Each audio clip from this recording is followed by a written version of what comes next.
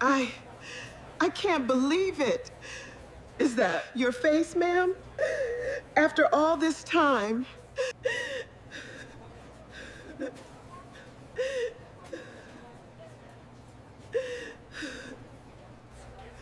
I needed the money, Mama. You sold the one thing that was ours. The missing stepson? It was never written down, but Why? because some secrets are carried in the heart, not on paper. The morning, my own son sold my life's work. I was serving biscuits to a table of retired teachers who had eaten at Whitfield Kitchen every Thursday for nearly 20 years. One of them unfolded a newspaper, smiled, and said, "Odessa, congratulations on going nationwide." My heart stopped.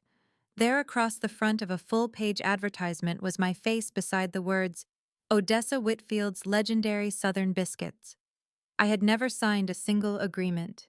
When Garrett admitted he had sold my recipe for millions, he expected gratitude. Instead, I looked him in the eye and quietly said, "Son, you sold something you never actually had. The one step that matters was never written down." If this story touches something in your heart, I'd love for you to stay with me until the very end. Please like this video if you've ever believed that some family treasures are worth more than money. Subscribe if stories about faith, family, and second chances speak to you. And before we begin, tell me in the comments, do you think a family recipe can truly be owned? Or is it something that belongs to generations? Also, let me know where you're watching from and what time it is in your corner of the world. Long before my son sold my biscuit recipe to strangers, Whitfield Kitchen had already become something far more valuable than a business. It was where people came when life happened. The front door opened before sunrise every morning, except Christmas Day. Farmers arrived while the stars still hung over the Tennessee hills. Teachers stopped by before school carrying worn leather satchels. Sheriff's deputies grabbed coffee before their shifts. Young couples celebrated engagements in the corner booth beneath the old grandfather clock, and grieving families quietly gathered there after funerals, because somehow my biscuits and coffee made silence easier to carry. For 42 years, I had unlocked the same weathered front door at exactly 4:30 every morning. People often asked why I never retired. I always smiled. "You don't retire from feeding people," I'd tell them. "Not if it's the way you've loved them your whole life." My late husband Samuel used to laugh every time I said that. "Odessa," he'd tease while tying on his apron. "One day these folks will start believing those biscuits have healing powers."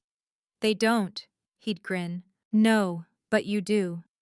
Samuel had been gone almost 9 years now. Cancer stole him quietly the same way autumn steals green leaves one at a time. Some mornings I still reached for the second coffee mug, before remembering there was no one sitting across from me anymore. Those moments never became easier. You simply learned how to keep moving. Every morning followed nearly the same rhythm. I unlocked the front door, turned on the old country radio, switched on the ovens. Then came the most important part of the day.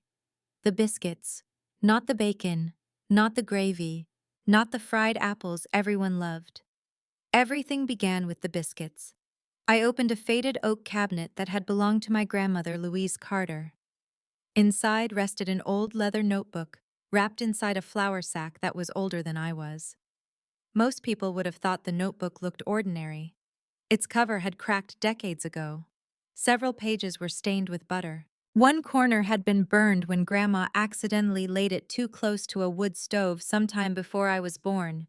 To me, it was priceless. Grandma Louise handed it to me on my 19th birthday. She had lived through the Great Depression when flour wasn't guaranteed, and butter sometimes had to last an entire week. She knew what hunger looked like. She also knew what generosity looked like. "When people are scared," she'd tell me while kneading dough beside the kitchen window, "they don't remember expensive meals. They remember who fed them." I carried those words with me every single day. Inside that notebook was our family's biscuit recipe. Every ingredient, every measurement, every baking temperature, every timing note. Nothing fancy. Simple Southern ingredients that almost every grandmother in Tennessee already kept in her pantry. People often assumed there had to be some secret ingredient. There wasn't. No rare spice, no imported flour, No expensive butter, just ordinary ingredients handled with extraordinary care. I measured flour into my old wooden bowl while the radio softly played Patsy Cline. Outside, dawn slowly painted the sky pink. The first customers wouldn't arrive for another hour. Those quiet moments alone in the kitchen became my prayers. Some people prayed inside churches. I prayed with flour on my hands. As I sifted ingredients together, my mind drifted back to childhood mornings beside Grandma Louise. I must have been 8 years old the first time she allowed me to help. I remember proudly measuring flour before dumping nearly half of it onto the floor. Instead of scolding me, she simply laughed. "You'll waste flour before you learn to respect it." She was right. Years later, when I finally mastered the recipe, she closed the notebook, looked straight into my eyes, and said something I didn't fully understand at the time. "Everything important is written here." Then she tapped the notebook. "But the thing that matters most," she gently tapped my hands instead, "belongs here." I nodded because I wanted to make her proud. Only much later did I understand what she truly meant. By 6 o'clock, Whitfield Kitchen was alive. The front bell chimed almost non-stop. "Earl, you're late today," I called as an elderly farmer shuffled inside. "My cows didn't get your schedule," he laughed. I poured his coffee before he even sat down. Linda Brooks arrived 5 minutes later carrying fresh flowers from her shop across the street. She replaced the small vase near the register every Monday. "You'll never let me pay you for those," I reminded her. She waved me off. "You fed my husband for 3 months after his surgery without charging us. We're even. We'll never be even." That was small-town life. Nobody kept score. Children who once ate pancakes in booster seats now brought their own children through the same front door. Some still called me Miss Odessa. Others simply called me Mama O. I answered to both. Around 9 that morning, the front bell rang again. This time it wasn't a regular customer. It was my son. Garrett looked tired. His expensive navy blazer hung wrinkled over one shoulder, and there were dark circles beneath his eyes. He hadn't looked that worn out since Samuel's funeral. "Morning, sweetheart," I said. He forced a smile. "Morning, Mom." I hugged him longer than usual. He smelled like airport terminals and hotel rooms. The scent reminded me how long he'd spent chasing jobs that never seemed to love him back. Garrett had always been brilliant. Top business school, corporate promotions before 30, vice president before 35. But every few years, another company downsized, merged, or changed leadership. Each time he started over somewhere new. Each time he promised the next opportunity would finally be the one. He sat quietly while I placed a plate of biscuits and sausage gravy in front of him. He stared at the food without touching it. "Bad week?" I asked gently. He laughed without humor.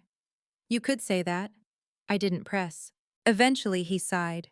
"The company eliminated my division." I reached across the table and squeezed his hand. "I'm sorry. They called it restructuring. They always do." He looked around the crowded diner. Every table was occupied. Customers laughed. Waitresses hurried between booths. Coffee cups clinked. "You know something, Mom." "What?" "This place has survived recessions, pandemics, inflation, everything. We've been blessed." "No," he corrected quietly. "You've built something corporations spend billions trying to create." I smiled. "I just make breakfast."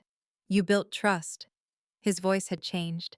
It carried the excitement I remembered from his college days whenever he believed he'd discovered some brilliant opportunity. "Mom," he leaned forward. "I've been thinking." Whenever Garrett said those words, I knew a long conversation was coming. "You ever wonder how many people across America would love these biscuits?" I laughed. "I've got enough trouble feeding Greene County." "I'm serious." "So am I." He pulled out his tablet and opened colorful presentations filled with charts, restaurant logos, projected revenue, and maps covered in expansion plans.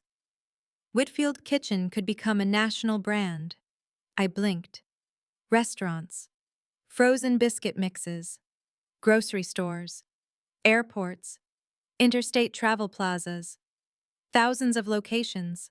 I listened patiently. He spoke for nearly 20 minutes without stopping. Projected profits, brand recognition, licensing, growth strategies, national advertising. Finally, he finished. So, I poured more coffee before answering. Garrett, yes. I've spent 42 years making sure every biscuit leaves this kitchen warm. I know. How do I make one warm in Arizona? He chuckled. You hire people. How do I make them care? He didn't answer. I smiled gently. My business was never biscuits. He frowned. Then what was it? People. The diner grew louder around us. Someone laughed near the window. A little girl hugged her grandmother beside the pie display. An elderly veteran tipped his cap as he left. I looked back at my son. If I ever stop knowing every face that walks through that door, I glanced across the dining room. Then I'll have already lost the thing worth protecting. Garrett nodded slowly. He smiled. I understand. I believed him. I truly did. But as I returned to the kitchen, I noticed him standing beside the old oak cabinet. His eyes rested on my grandmother's worn recipe notebook, just a heartbeat longer than they ever had before. I told myself it meant nothing. Looking back now, I wish I hadn't. Garrett stayed in Greene County longer than I expected. Normally, after losing a job, he'd spend a few restless days polishing his resume, making phone calls, and flying to interviews in cities whose skylines all looked the same to me: Chicago, Atlanta, Dallas, Charlotte, wherever the next executive position happened to be waiting. This time was different. Instead of living out of a suitcase, he came to Whitfield Kitchen almost every day. At first, I thought he simply wanted to be close to home. After all, failure has a way of sending people back to places where they once felt safe. He started arriving shortly after breakfast rush. Sometimes he'd wipe tables. Other mornings he'd help unload deliveries from our local dairy farm. He even fixed the old screen door that had been slamming shut for nearly 6 months. The customers loved seeing him. Looks like you've got yourself a partner now, Earl Thompson joked one Tuesday morning as Garrett refilled his coffee. Garrett smiled.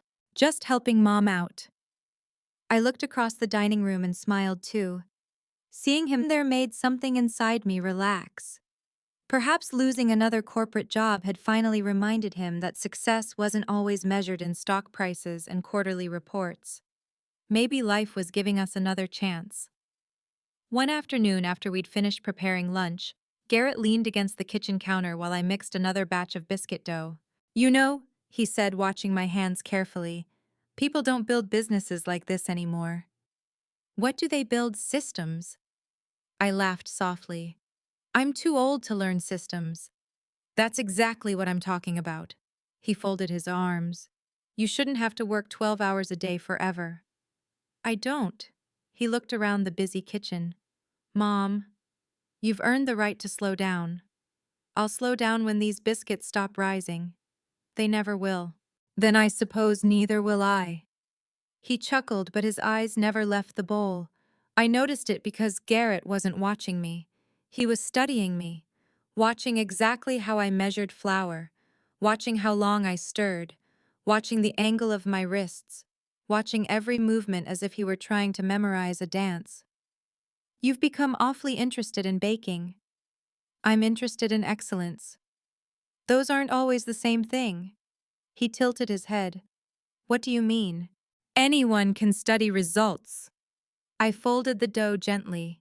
Few people study patience. He looked thoughtful. I assumed the conversation was over. It wasn't. The next week he returned carrying several books: restaurant branding, franchise development, food manufacturing, supply chain logistics. He spread them across one of the empty booths during the slow afternoon hours. Mom, just hear me out. I've heard you. No, really. He opened a notebook covered with colorful charts. I spent the last few days researching family-owned restaurants that became national success stories. I don't doubt they worked hard. They did. So do we. But imagine this place with 100 locations. I can't. 500. I don't want to. He sighed. You aren't even trying. I smiled kindly. Garrett, I've spent my whole life trying to make things bigger. I know. What if bigger isn't the enemy? It isn't. So why won't you even consider it? I looked through the dining room. Linda Brooks was arranging fresh daisies near the register. A young waitress named Emily was laughing with an elderly couple celebrating their 62nd wedding anniversary. Near the window, two little boys were splitting a cinnamon roll while their mother sipped coffee after an overnight nursing shift. This room, I said quietly. What about it? I know almost every story sitting inside it. He looked confused. Earl lost his wife 3 years ago. I pointed toward the corner booth. Emily's little brother starts college next month. I nodded toward another table. The Johnson twins over there were born 6 weeks early. I remember bringing casseroles to their parents. Garrett remained silent. If I opened 500 restaurants, I looked back at him. Whose stories would I know? He rubbed his forehead. That's sentimental. No, it's business. Exactly. He frowned. Business doesn't have to be cold. It doesn't. But it also doesn't have to stay small forever. I realized then that we weren't discussing biscuits anymore. We were talking about two entirely different definitions of success. Later that afternoon, Vanessa arrived. She swept through the front door wearing designer sunglasses and shoes that probably cost more than my first car. She kissed Garrett on the cheek before looking around the diner. This place hasn't changed in 20 years. I hope not, I answered. She laughed politely. I didn't mean that as an insult. I didn't take it as one. She removed her sunglasses. You've got something special here, Odessa. Thank you. But honestly, she lowered her voice, it could be worth millions. I smiled. So people keep telling me. I'm serious. I know. She leaned closer. Do you realize how much companies pay for authentic Southern brands? I've never asked. Maybe you should. Garrett gave her a warning look. She ignored it. You've spent 40 years building a gold mine. I've spent 40 years feeding neighbors. Exactly, she laughed. And now your neighbors could become the whole country. I noticed the excitement in her voice. Not excitement over sharing good food. Excitement over money. There is a difference. People sometimes think greed announces itself loudly. In my experience, it rarely does. It usually arrives dressed as opportunity. After Vanessa left, Garrett apologized. She gets carried away. It's all right. She just wants us to have security. So do I. He hesitated. Mom. What? If Dad were still alive? I looked at him. I think he'd tell you to enjoy everything you've built. Samuel had never once suggested opening another location. Not once. But I didn't argue. Instead, I returned to preparing dough for the next morning. The following Thursday, something happened that stayed with me. I walked into the office looking for payroll records. Garrett was standing beside my grandmother's notebook. His phone rested directly above the open pages.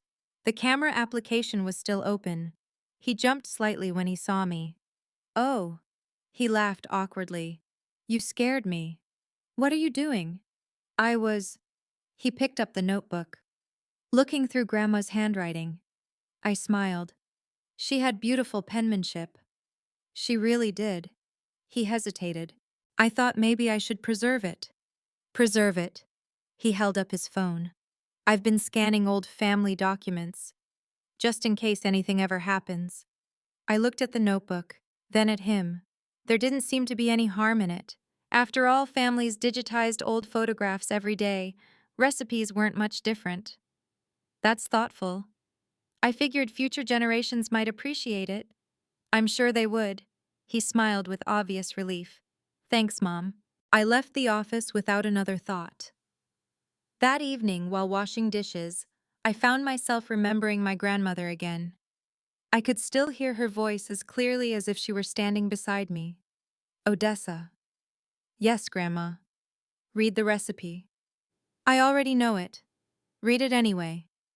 I remembered flipping through those worn pages as a teenager. Everything was there. Ingredients, measurements, temperatures, timing, every detail. Yet each time I finished reading, Grandma would quietly shake her head. What? You've memorized the words. I have. But you still haven't learned the recipe. I never understood. Until years later. One rainy afternoon, after ruining 3 batches in a row, I burst into tears. I followed every instruction. Grandma smiled. I know. Then why aren't they right?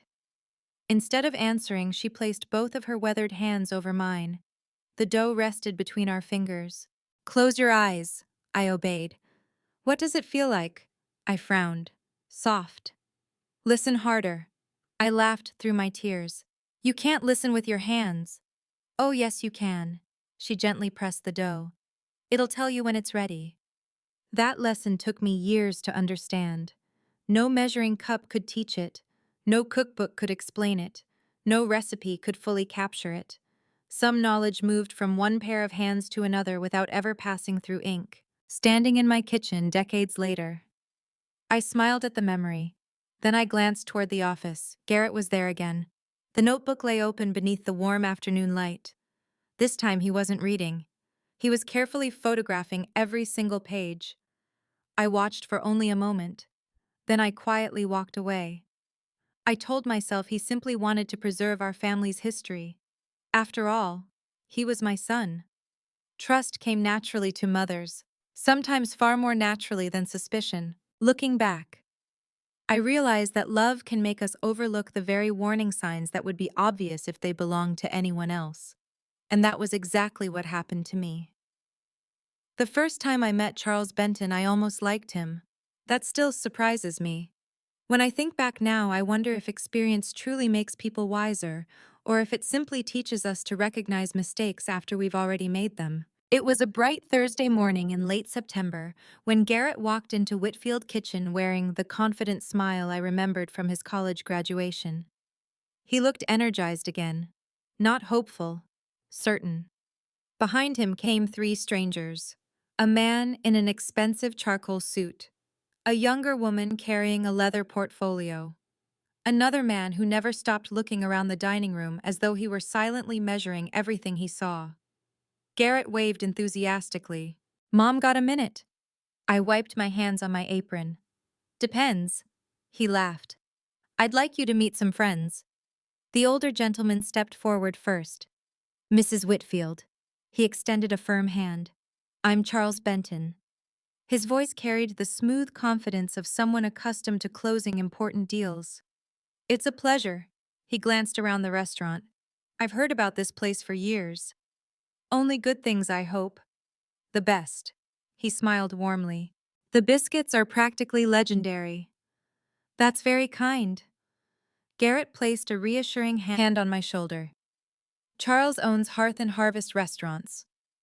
I recognized the name immediately. Their restaurants had been appearing across the South for several years. Clean dining rooms, country decor, comfort food, large advertising budget. They were expanding faster than almost anyone. They're passing through Tennessee, Garrett explained. I invited them to stop for breakfast. Well, everyone deserves breakfast. I led them to my largest booth near the front window. Emily poured coffee while I personally carried out fresh biscuits, sausage gravy, scrambled eggs, thick-cut bacon, and homemade blackberry preserves. Charles took his first bite without saying a word. He closed his eyes. Actually closed them.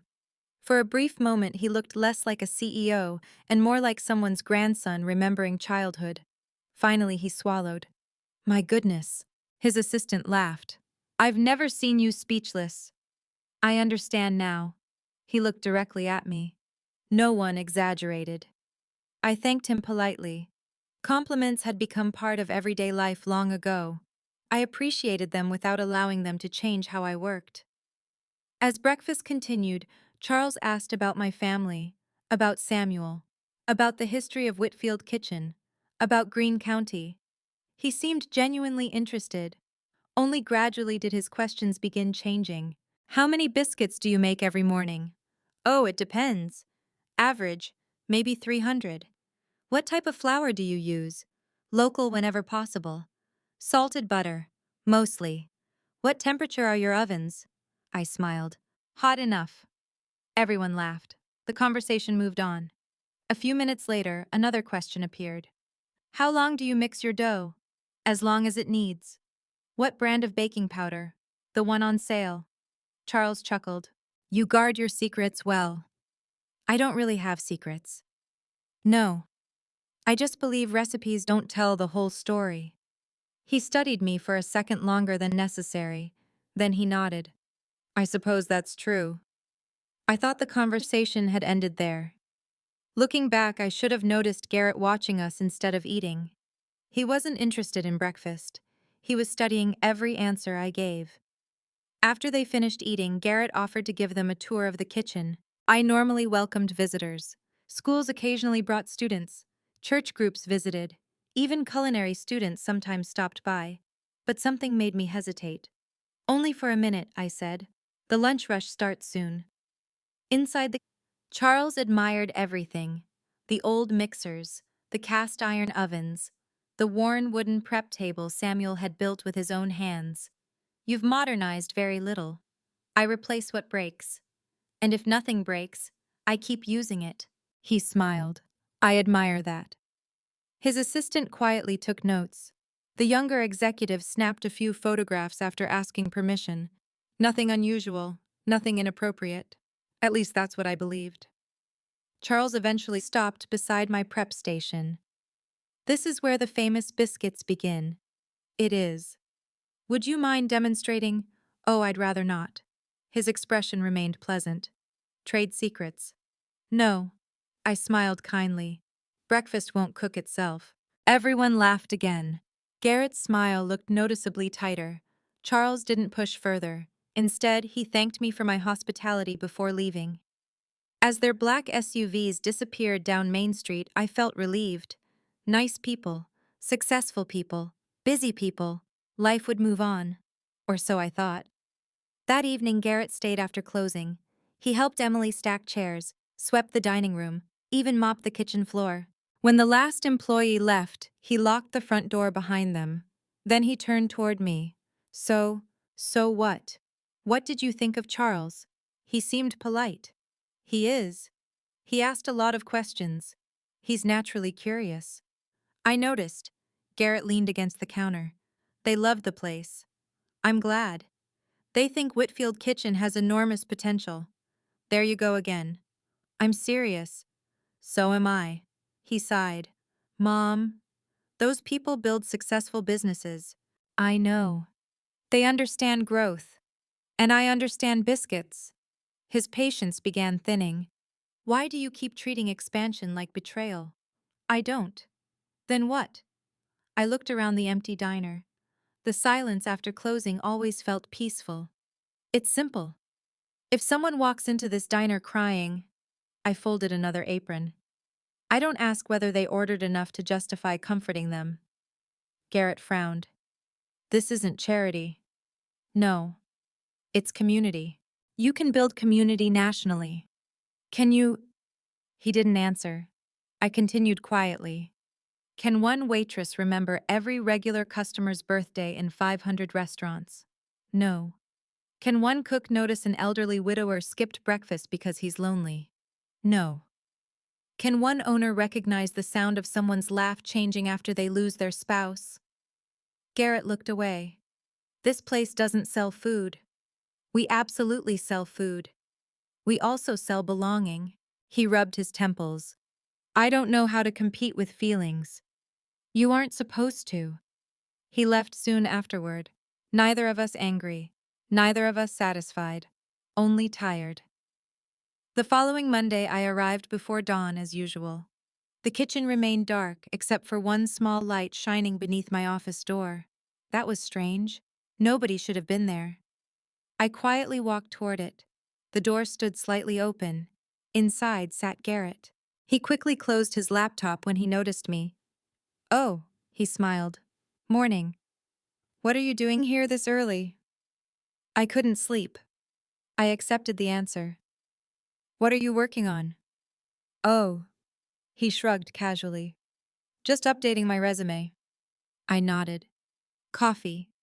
Please.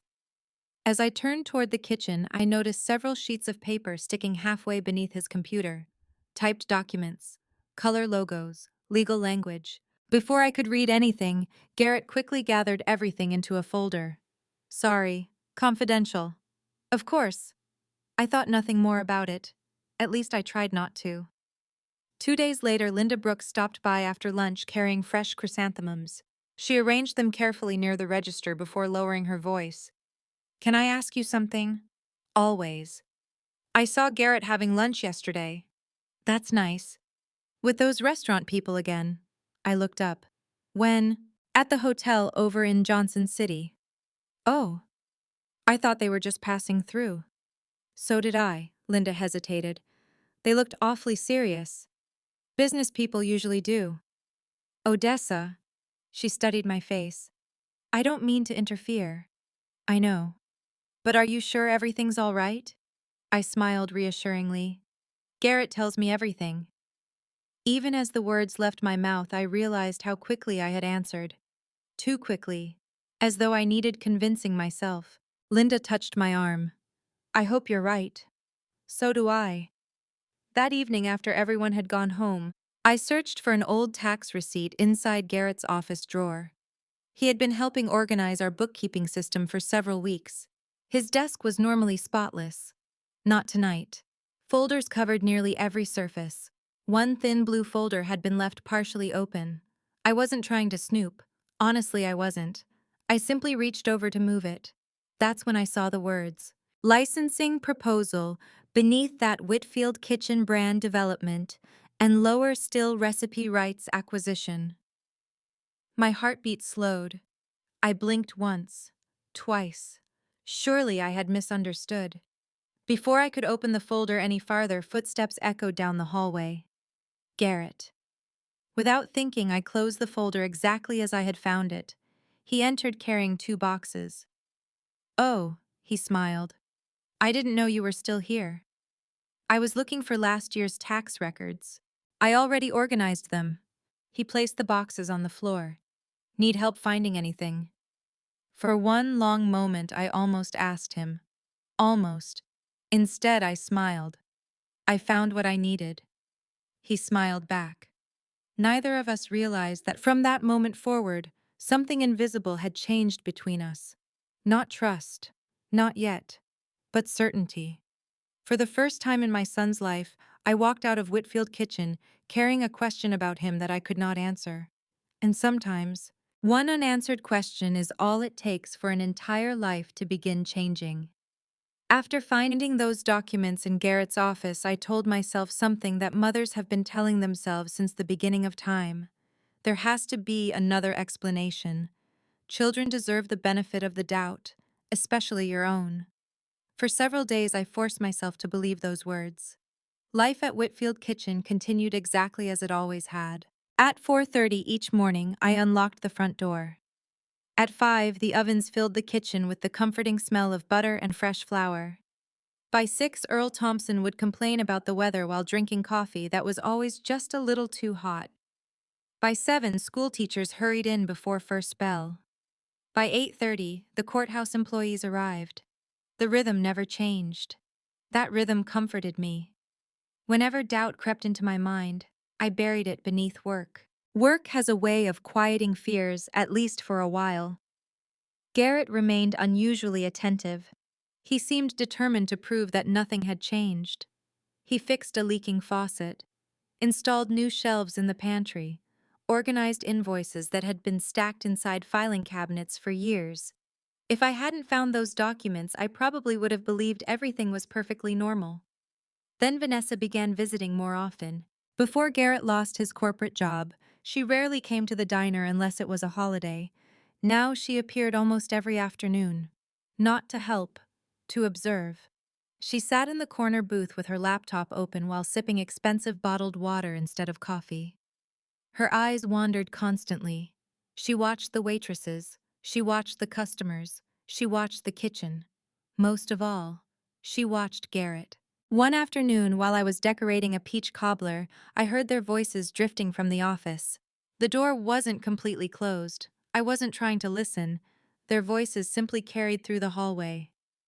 Taking too long, Vanessa whispered sharply. I'm working on it. I thought you said she'd already agreed. She never agreed. Then convince her. It's more complicated than that. You've spent your entire career negotiating contracts. This isn't a contract. What is it then? Garrett didn't answer immediately. Finally, he sighed. She's my mother. Vanessa's voice softened slightly. I know. Then stop pushing. We're talking about enough money to change our lives forever. Our lives aren't terrible. They're unstable. Silence followed. Then she continued. You've spent 15 years letting companies decide whether you have a paycheck. This changes everything. Garrett spoke so quietly I almost couldn't hear him. I know. I stepped away before hearing anything else. Not because I wasn't curious. Because something inside me suddenly felt ashamed. Ashamed that I had listened. Ashamed that I had begun doubting my own son. That evening I drove to Linda Brooks' flower shop. She immediately noticed something was wrong. You've got that face. What face? The one you wore when Samuel first got sick? I smiled weakly. I hope not. She locked the front door early and made us tea in the tiny room behind the shop. We had shared thousands of conversations there over 40 years. I found business papers in Garrett's office. Linda waited. They mentioned licensing. And, I don't know. He hasn't said anything. No. She stirred her tea slowly. What does your heart tell you? I stared into my cup. My heart says my son wouldn't betray me. And your instincts? I looked away. They won't stop asking questions. Linda nodded. Sometimes mothers confuse hope with certainty. I don't want to become suspicious of my own child. You don't have to become suspicious. What then? You only have to stay awake. Those words stayed with me all night. Stay awake. The following week brought our annual Harvest Festival. For Whitfield Kitchen, it was the busiest event of the year. Families from neighboring counties filled Main Street. Children rode hay wagons. Church choirs performed beneath colorful tents. Our diner sold nearly twice as many biscuits as usual. By lunchtime, every table was occupied. Around 1 o'clock, Charles Benton unexpectedly walked through the front door again. This time he came alone. Mrs. Whitfield. Mr. Benton. I was in town for another meeting. Were you? I hoped you might have 10 minutes. I glanced toward Emily. She nodded. I've got the dining room. I invited Charles into my office. He admired the framed family photographs hanging on the wall. Samuel holding a fishing pole. Garrett graduating from college. My parents standing proudly outside the diner on opening day. You've built an extraordinary legacy. I've been fortunate. I don't believe in luck. He smiled politely. I believe in people. So do I. He sat across from my desk. I'll get straight to the point. I appreciate that. Our company would like to explore future partnerships. I'm not interested in selling.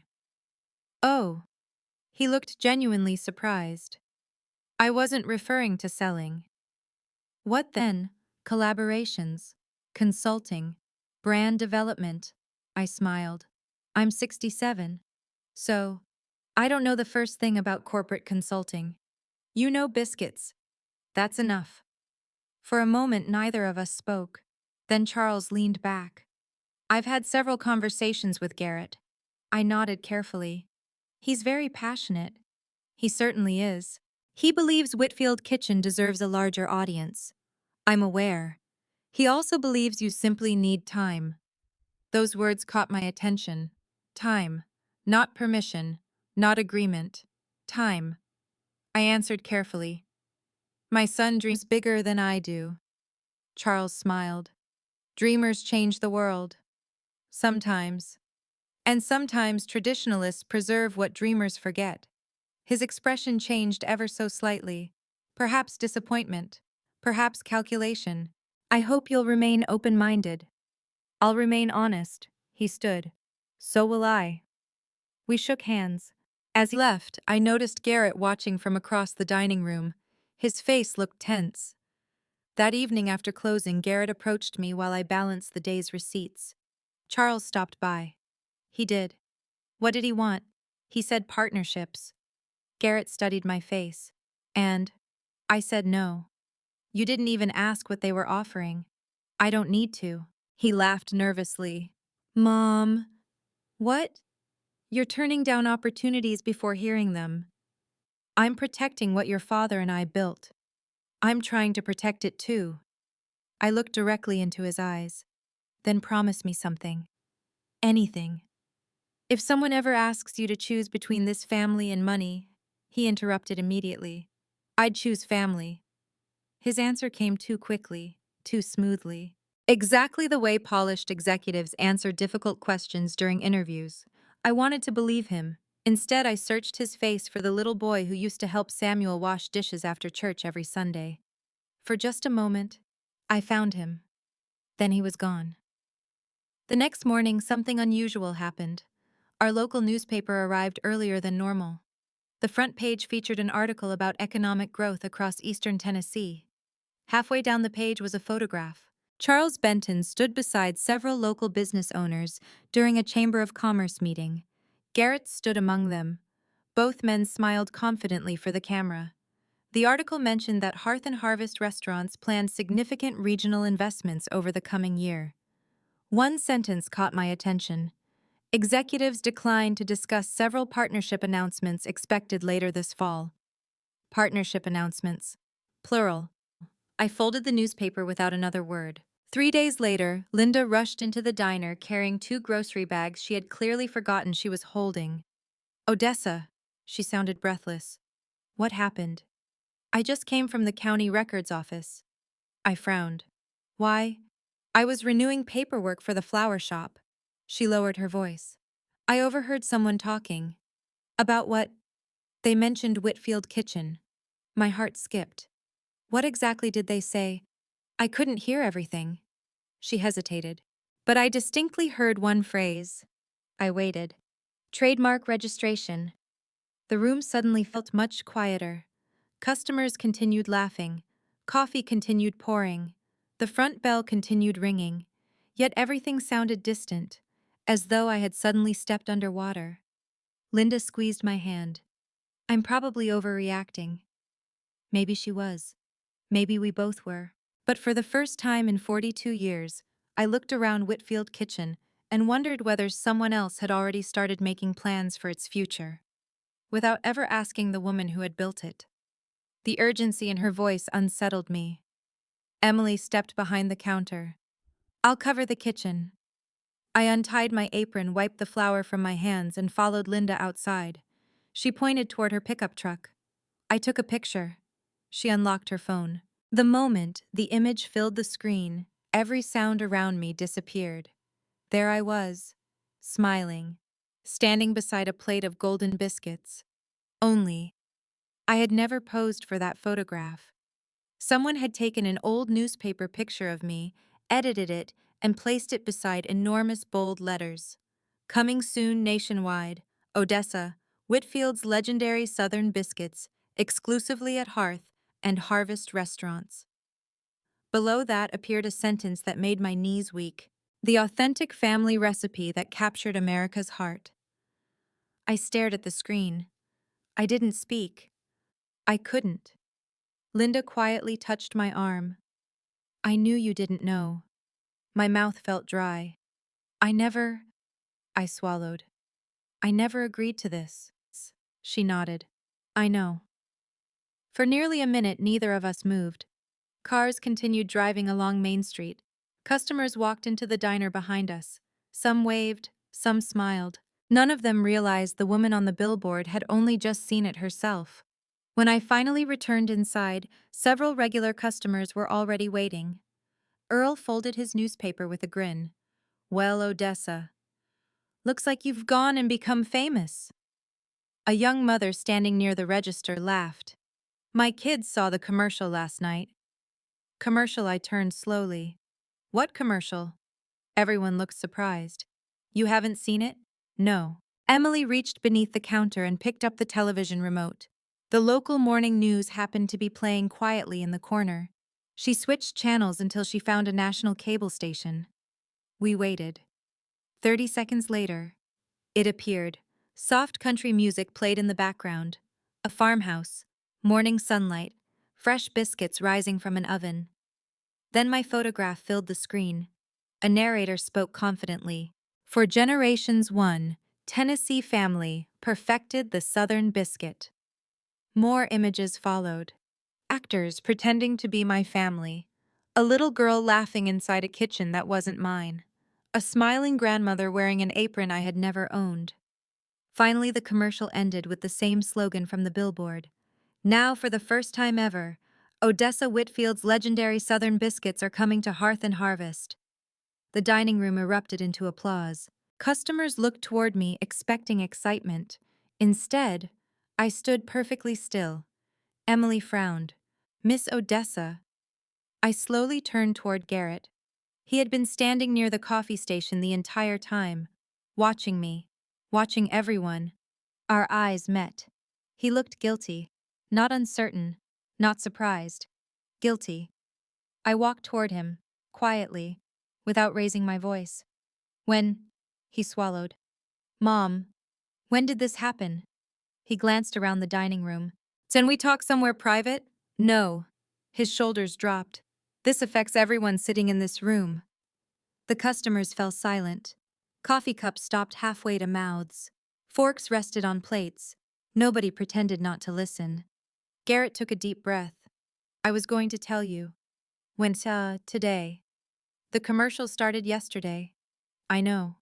The billboards are already up. I know. The advertisements have my face. I know. Every answer became softer, smaller. Finally, I asked the only question that mattered. Did you sell my recipe? He closed his eyes, for just a second, then opened them again. Yes. The single word landed heavier than I thought possible. The room remained completely silent. Even the kitchen seemed to stop breathing. Linda covered her mouth. Emily stared at Garrett in disbelief. I looked at my son. Not the businessman, not the executive, the little boy whose scraped knees I had kissed, the teenager whose broken heart I had comforted after his first girlfriend left, the young man whose college tuition Samuel and I had worked endless hours to afford. That boy. I searched desperately for him. How? My voice barely rose above a whisper. You didn't own it.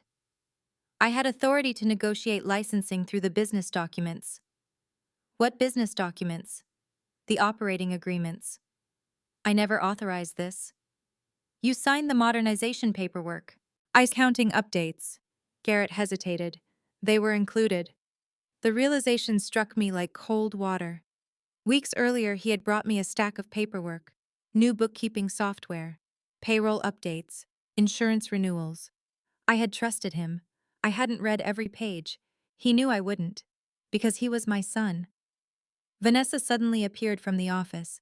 She walked toward us with a bright smile. This is wonderful news. Nobody answered. She looked confused. I thought everyone would be celebrating. Linda stepped forward. Celebrating what? Vanessa blinked. The biggest opportunity this family's ever had. I finally found my voice. You knew. She looked almost offended. Of course I knew. Before I did. We wanted to surprise you. I stared at her. A surprise? Garrett interrupted. Mom? No. I never raised my voice. Not once. But something inside me became very still. You let strangers use my name. We're paying you. I don't want payment. You'll never have to worry about money again. I wasn't worried before. Garrett rubbed both hands across his face. You don't understand. No. I nodded slowly. I understand perfectly. You spent your whole life working. I chose to. This gives you freedom. I already had freedom. Vanessa crossed her arms. Odessa, you've been thinking too small. I looked directly at her. Small. She nodded confidently. This recipe belongs in every grocery store in America. I smiled sadly. No. It belongs in this kitchen. Garrett stepped closer. Mom, I made sure you received a percentage. I almost laughed. Not because it was funny, because I suddenly realized how differently we viewed the world. He thought this was about money. I thought it was about trust. Those two things are rarely the same. The dining room remained silent. Finally, Earl Thompson stood from his booth. He removed his cap. "I've eaten breakfast here almost 25 years. He looked at Garrett. "Your daddy would have asked her first." Nobody said another word. Garrett looked toward the floor. Vanessa rolled her eyes. Charles Benton chose that exact moment to walk through the front door. He had probably expected celebration. Instead, he found 20 people staring at him. He immediately sensed something was wrong. "Mrs. Whitfield." He smiled cautiously. "I hope you've seen our campaign." "I have. What do you think?" I looked directly into his eyes. "My son sold you a recipe." Charles relaxed slightly. "Yes." I shook my head. "No." His smile faded. "He sold you some paper." Confusion crossed his face. I continued quietly. "The recipe you bought isn't complete." Garrett frowned. "What are you talking about?" I looked at him. "You photographed every page." "Yes." "You copied every ingredient." "Yes." "You sold every word." He nodded slowly. I smiled. "Son." For the first time that morning, my voice became calm, almost gentle. "But the one step that makes those biscuits what they are," I held up my flour-covered hands, "was never written in that notebook." Charles stared at me. Garrett stared at me. Vanessa looked completely bewildered. I picked up my apron, tied it around my waist, then quietly walked back into my kitchen, because lunch customers were already waiting. And no matter how badly my heart had just been broken, people still needed feeding. The grand opening happened without me. That was exactly how Charles Benton wanted it. Within 2 weeks of the advertising campaign, Hearth and Harvest transformed hundreds of restaurants across the South. Giant banners hung outside every location announcing the arrival of their newest signature item, Odessa Whitfield's legendary Southern biscuits. Television hosts sampled them on morning shows. Food bloggers posted glamorous photographs. Influencers smiled into cameras while pulling steaming biscuits apart. For a few days, it looked as though Garrett had been right all along. Sales exploded. Charles called it the most successful product launch in the company's history. The newspapers praised Hearth and Harvest for bringing authentic Southern tradition to the nation. Every time I saw my own name, it felt less like recognition and more like watching a stranger wear my wedding ring. I stopped reading the articles. I stopped watching television. Instead, I focused on Whitfield Kitchen. The funny thing about small towns is that people rarely ask the questions outsiders expect. No one came demanding explanations. No one accused me of selling out. Most simply looked at me with quiet concern. One morning, Earl sat down at his usual booth and unfolded a newspaper before setting it aside. "I don't care what they're selling," he smiled. "I'm eating breakfast here." I laughed softly. "I appreciate that. You know why? Because you're loyal." "No." He picked up one of my biscuits. "Because this one smells like your kitchen." I smiled. At the time, I didn't fully understand how important those words would become. 3 days after the national launch, Garrett called.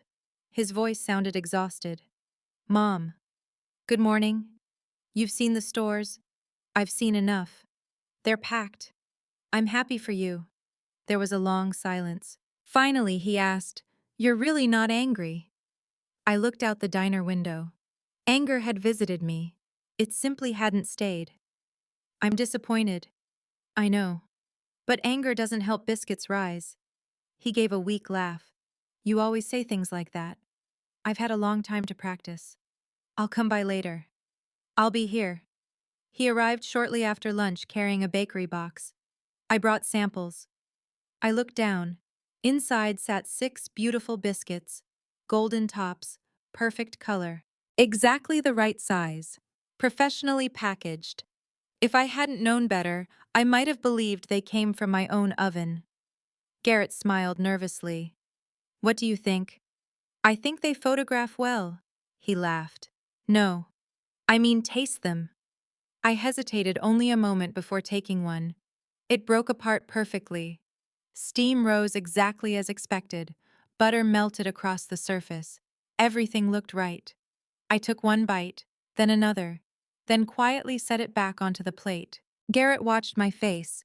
Well, they're biscuits. His smile faded. Just biscuits. Yes. He frowned. They followed every measurement. I'm sure they did. They used the same flour. I'm sure they did.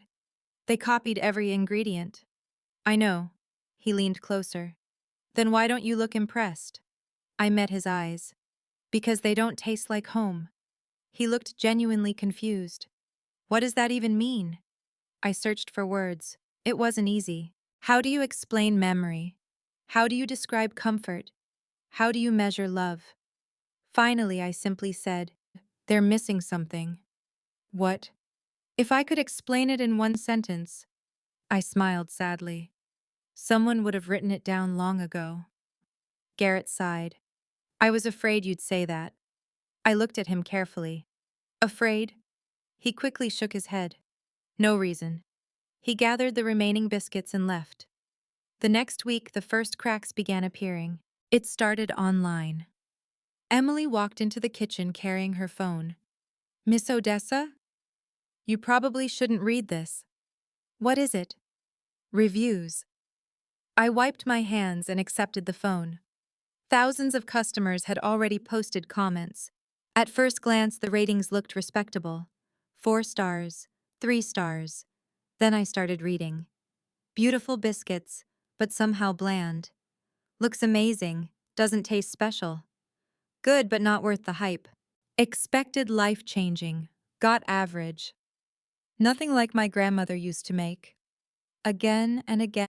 Different people, different cities, the same complaint. They couldn't explain what was missing, only that something was. By the end of the week, national food critics joined the conversation. One famous restaurant reviewer wrote, Hearth and Harvest has created an attractive biscuit that somehow lacks a soul. Another article said, the marketing promises history, the flavor delivers efficiency. I folded the newspaper and quietly placed it beneath the counter. Customers noticed. So, Linda asked carefully, they figured it out. They figured out something. What? They don't know what they're looking for. Meanwhile, Whitfield Kitchen became busier than I had ever seen. At first, I assumed people were simply curious. Soon I realized something else was happening. Families began driving from neighboring counties, then neighboring states. One Saturday morning, a couple from Kentucky walked through the door. We drove 4 hours. I stared at them. For breakfast. The husband grinned. No. For the real biscuits. More followed. Alabama, North Carolina, Virginia. People arrived carrying receipts from Hearth and Harvest restaurants. Some even brought packaged biscuits for comparison. Can you tell us what's different? I always answered the same way. No. Not because I wanted revenge, because I honestly couldn't reduce 40 years into one explanation. Then Charles Benton called. I almost didn't answer. Mrs. Whitfield. His confident voice sounded noticeably less relaxed. What can I do for you? I'd like to speak privately. I imagine you would. He ignored the remark. We've encountered some unexpected customer feedback. I've heard.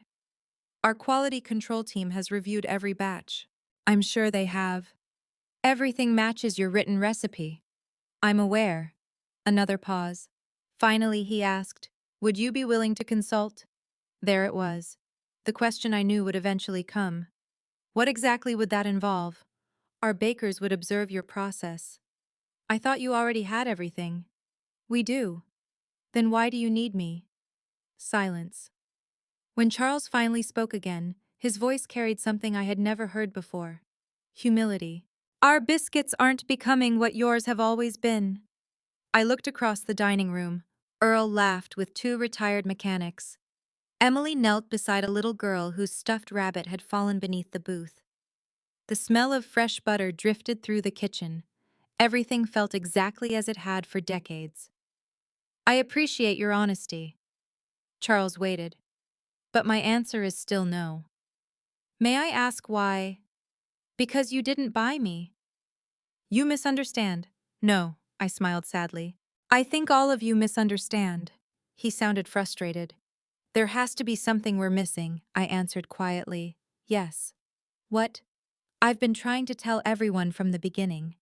And? You purchased a recipe. I glanced toward my flour-covered hands. But you can't purchase 40 years. He didn't respond. Neither of us had anything left to say. After we hung up, I returned to the kitchen. Another batch of dough waited on the wooden table. I rested both palms against it for only a second, not measuring, not timing, simply listening, exactly as my grandmother had once taught me. Outside those walls, million-dollar corporations were desperately searching for a missing secret. Inside Whitfield Kitchen, I already knew they were looking in the wrong place, because they kept searching the recipe when they should have been searching themselves. The first person to ask me for the missing step wasn't Charles Benton. It wasn't one of the executives. It wasn't even Garrett. It was a little girl no older than 10. She stood at the counter one rainy Saturday morning with her father carefully holding one of our biscuits in both hands as though it might fall apart. After taking a bite, she smiled up at me. Mister at the other restaurant said these were exactly the same. She looked down at the biscuit. They're not. Children often notice truths adults spend months arguing about. I smiled. What feels different? She shrugged. This one feels happy. Her father laughed. I'm sorry. She says strange things. No. I handed the little girl another warm biscuit wrapped in a napkin. Sometimes children explain things better than grown-ups. After they left, I stood quietly beside the oven for several moments. Happy, not lighter, not fluffier, not butterier. Happy. I thought about that word all day. By Monday morning, the phone began ringing almost non-stop. Emily finally walked into the kitchen carrying the cordless phone with both hands. I don't know what to tell them anymore. Who? Reporters. I sighed. Still, they're everywhere. She laid a notepad beside the mixer. Television stations, food magazines, radio shows, cooking podcasts, national newspapers. Everyone wanted an interview. Everyone wanted the same answer. What makes your biscuits different? I declined every request. Not because I wanted attention, because I had no desire to turn my family's pain into entertainment. Around noon, Garrett walked through the front door. For the first time in weeks, he looked older than 42. His beard had started growing unevenly. Dark circles rested beneath his eyes. His shirt was wrinkled. Even his shoulders looked tired. Customers greeted him politely. He smiled back, but the smile never reached his eyes. When the lunch rush finally slowed, he approached the kitchen. Mom. I continued shaping dough. Good afternoon. Can we talk? We're talking. He glanced toward Emily and the waitresses. Privately. I wiped my hands on a towel. All right. We walked into my office. He closed the door behind us. For several seconds, he simply stared at the floor. Finally, he spoke.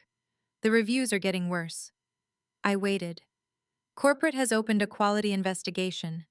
I'm sorry to hear that. They're comparing our biscuits with yours. I'm sure they are. They've tested every ingredient. I imagine so. They've replaced suppliers. They're thorough. They've flown in food scientists. I looked up. Scientists? He nodded. They've measured humidity. They've changed oven temperatures. They've analyzed flour protein. They've adjusted baking times. They've recreated your kitchen.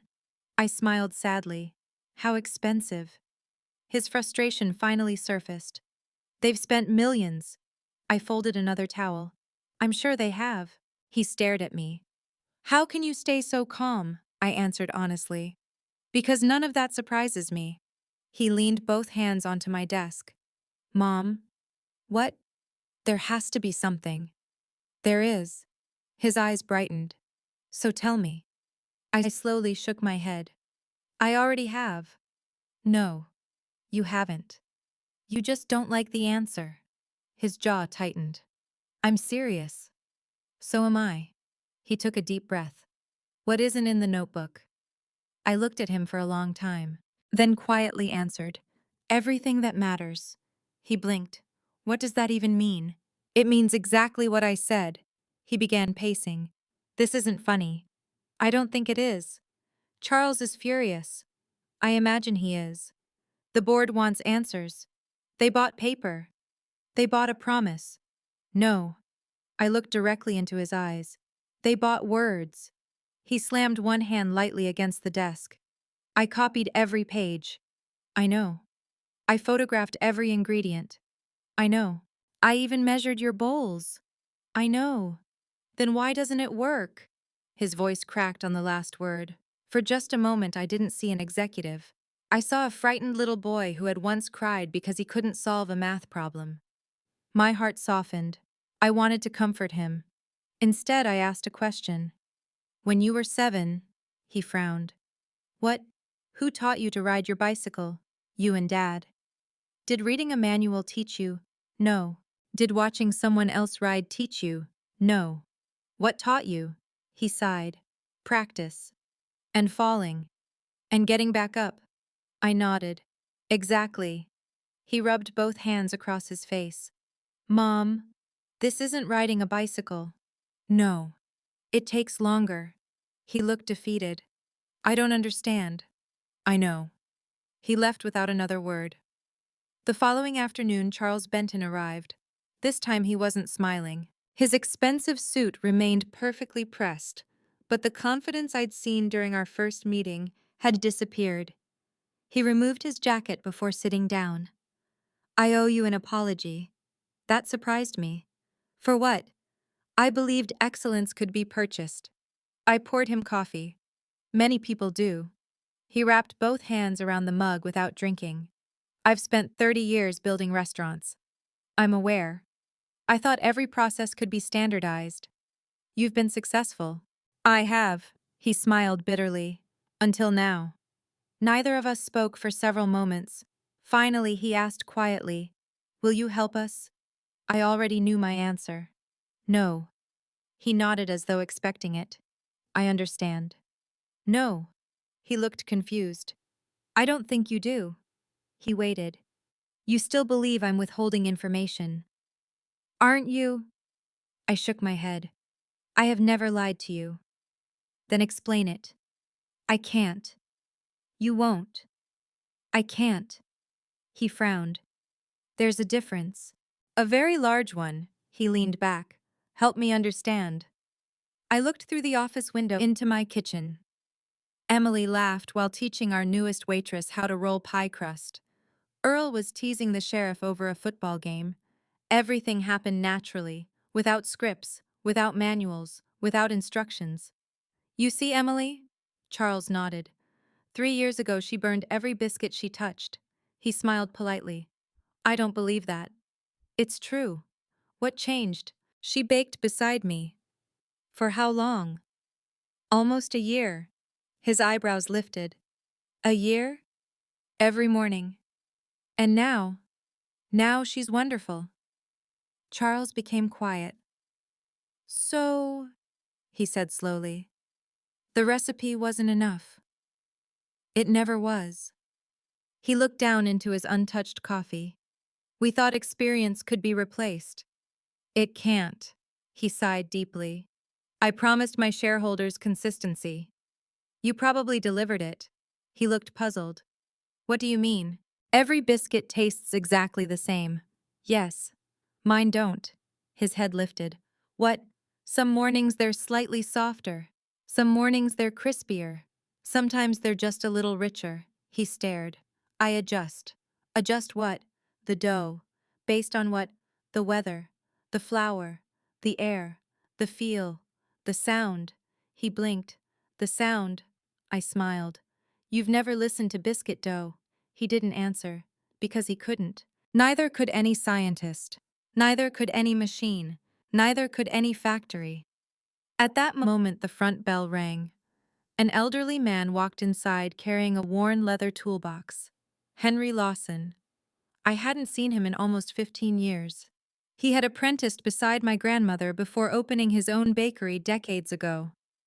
Age had bent his back, silver hair covered his head, but his eyes were still sharp. He smiled the moment he saw me. Odessa. It's been too long. It surely has. He looked toward Charles. Friend of yours. Business acquaintance. Henry nodded. Then he looked toward the kitchen where I had been working moments earlier. I could smell Louise Carter's biscuits from the sidewalk. My grandmother's name. Hearing it after all these years nearly brought tears to my eyes.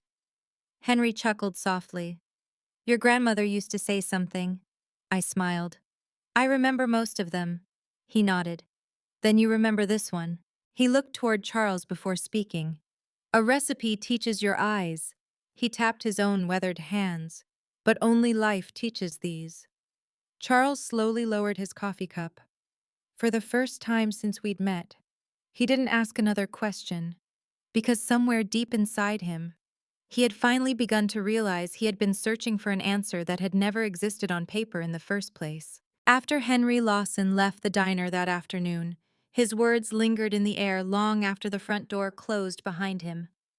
A recipe teaches your eyes. Only life teaches these. He had tapped his weathered hands when he said it. Charles Benton hadn't argued. For the first time since this nightmare began, the man who had built a restaurant empire looked like someone who had reached the end of every answer he knew. He quietly thanked me for the coffee, shook my hand and left without asking another question. I stood alone in the kitchen for a moment, staring at the bowl of flour sitting on the prep table. The dough didn't care about lawsuits, it didn't care about advertising campaigns, it certainly didn't care about million-dollar contracts, it only responded to the person touching it. That simple truth suddenly felt larger than everything else. Miss Odessa. Emily peeked around the corner. Everything okay? I smiled. It will be. She nodded, though I could tell she wasn't convinced. The next few weeks brought something I never expected.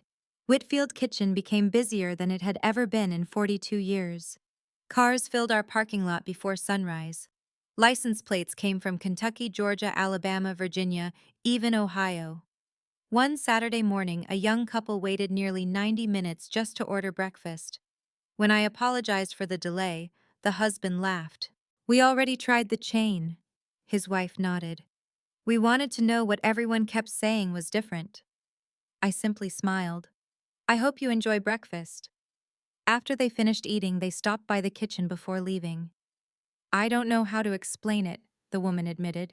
They look almost identical. They really do. But yours, she searched for the right words. Feel alive. That was the second time someone had described my biscuits with emotions instead of flavors. Happy, alive. Neither description belonged in a cookbook. Neither description could be measured with teaspoons. Late one Tuesday afternoon, Linda walked into the kitchen carrying a grocery bag. I brought tomatoes from my garden. You keep spoiling me. You've spoiled this town for 40 years. She placed the tomatoes on the counter before lowering her voice. Garrett came by my flour shop. I stopped kneading the dough. He did. He looked awful. My hands slowed. What did he want? He asked if I thought you'd ever forgive him. I remained silent. What did you tell him? I finally asked. Linda sighed. I told him forgiveness and trust aren't twins. I looked up. They often arrive at different times. I nodded slowly. That's true. He cried. That surprised me. Garrett had always been emotional as a little boy. But adulthood and the corporate world had taught him to hide almost everything behind polished confidence. I haven't seen him cry since Samuel's funeral. Linda gently squeezed my shoulder. I think reality is finally catching up with him. The following Friday morning, reality came crashing through the front door. Garrett arrived before sunrise. The diner wasn't open yet. The lights were still dim, and only the ovens filled the kitchen with warmth. He looked exhausted. His tie hung loose around his neck. His eyes were bloodshot.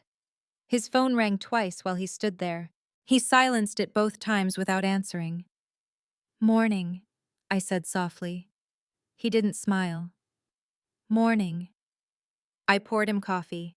He wrapped both hands around the mug as though trying to warm himself. They're watching every move I make. Who? The board. He rubbed his forehead. The investors. The executives.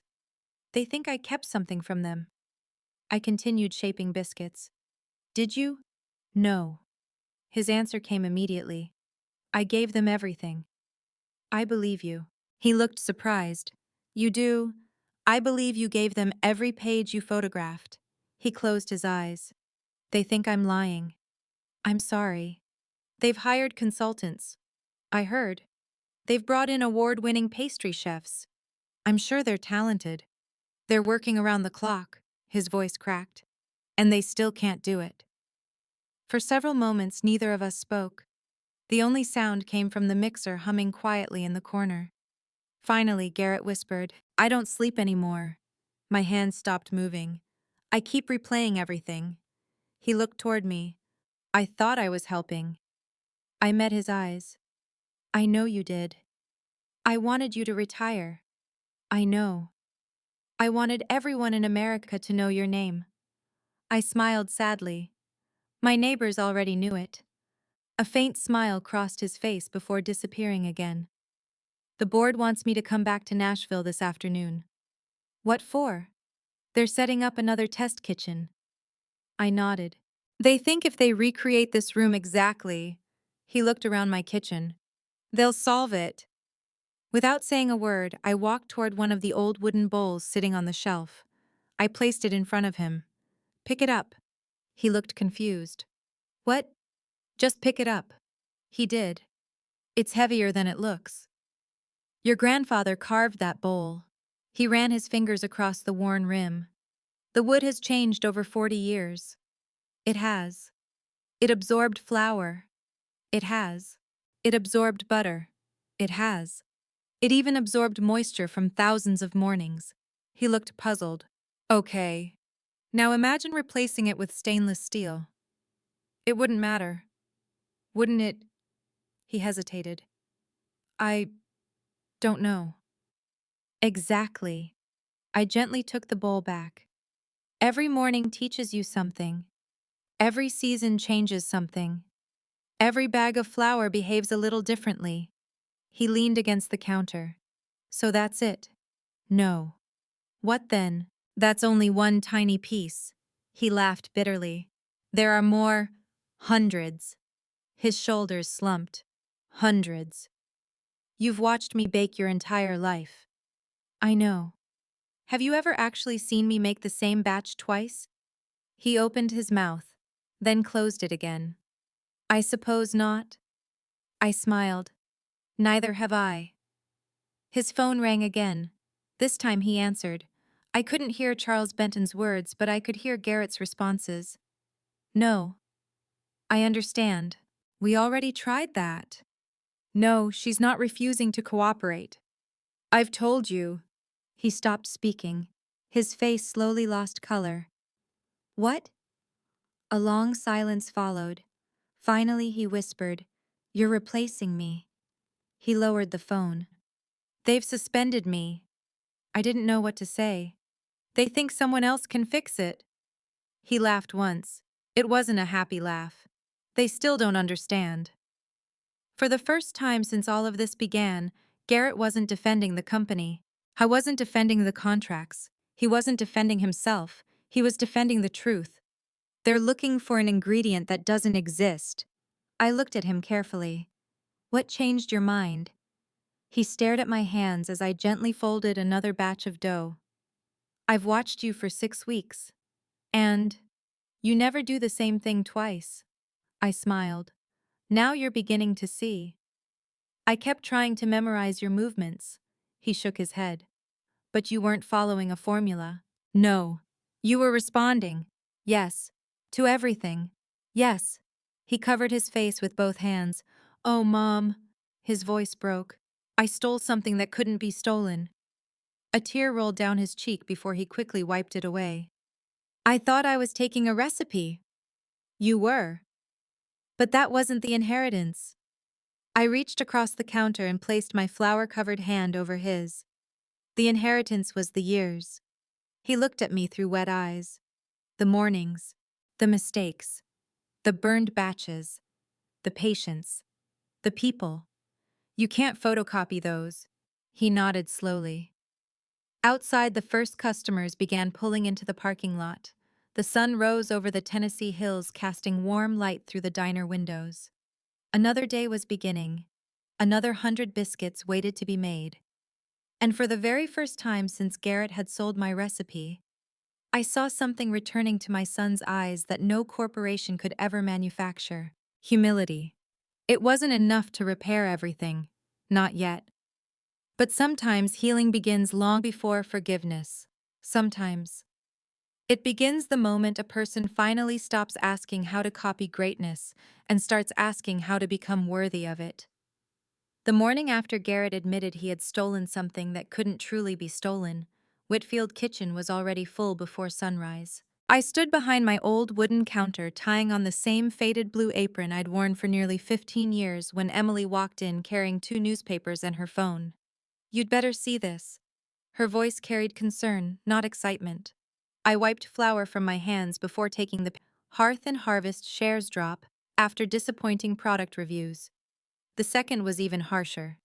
Legendary biscuits fail to live up to promises, analysts say. Below the headline was a photograph of Charles Benton walking quickly through the entrance of the company's headquarters, surrounded by reporters. His confident smile had disappeared. I folded both newspapers without another word. "People are asking if you're going to comment," Emily said. "I have nothing to add. But every news station wants your side." "My side is in the kitchen," she smiled. "I figured you'd say that." Outside, customers continued arriving. Most of them never mentioned the headlines. Instead, they simply ordered breakfast, talked about football, complained about the weather, and thanked me for another warm biscuit. Life has an interesting way of refusing to stop just because your personal world has been turned upside down. That morning reminded me of something Samuel used to say: real life doesn't wait for perfect timing. Around 9 o'clock, a black SUV parked across the street. I recognized it immediately. Charles Benton climbed out first.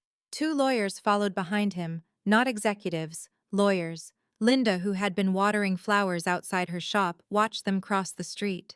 She looked toward me through the front window. Her expression said everything. This wouldn't be a friendly visit. Charles entered first. The dining room became noticeably quieter. He removed his hat respectfully. "Mrs. Whitfield." "Good morning, Charles. I was hoping we could speak privately." I nodded toward the office. "Of course." The lawyers remained outside the room after Charles closed the door. He looked exhausted. The expensive confidence he'd worn during our first meeting had been replaced by something far more human: regret. He remained standing. "I'll be honest. I appreciate honesty.